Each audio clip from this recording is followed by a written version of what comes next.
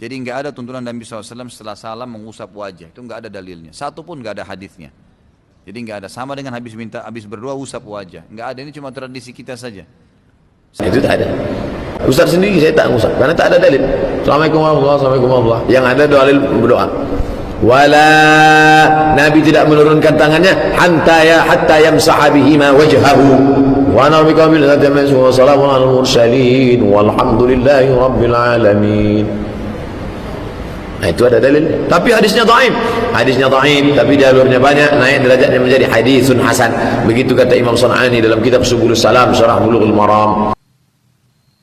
Apakah ada dalil dan contoh dari Nabi tatkala setelah selesai sholat dan setelah berdoa mengusap muka?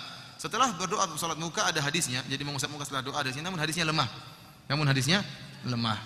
Oleh karena kita tidak mengamalkan. Namun kalau ada orang yang mengamalkan, ya biarin aja ya. Artinya dia mungkin tidak tahu karena ada hadis, ternyata hadisnya lemah. Ya. Namun tidak boleh kita meyakini kalau tidak mengusap muka berarti tidak afdal, ya enggak. Karena hadisnya lemah dan tidak bisa dijadikan dalil. Dan Nabi SAW tidak diriwayatkan dalam hadis yang sahih beliau mengusap wajah. Ya.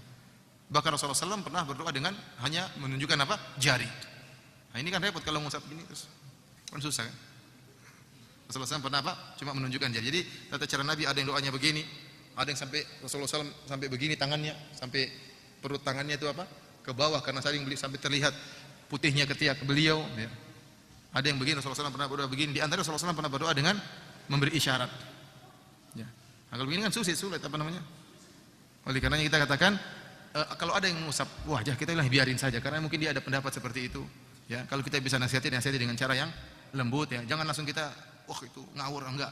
Karena memang ada dalil yang mungkin menurut mereka ini benar namun kita katakan hadisnya lemah, tidak bisa dijadikan dalil. Kalau kami dalam hal ini tidak mengamalkan mengusap wajah setelah berdoa, mengingat hadisnya adalah hadis yang dhaif. Tetapi bagi yang mengusap, maka ini haknya untuk mengusap karena memang hadisnya ada dan dicantumkan oleh para ulama. Perselisihannya adalah pada letak hadis itu bisa dijadikan landasan beramal atau tidak. Karena memang hadisnya adalah hadis yang dhaif. Kalau kami pribadi dalam masalah ini hadis dhaif tidak bisa dijadikan landasan untuk beramal. Sehingga ketika berdoa tidak perlu mengusap wajah setelah selesai berdoa.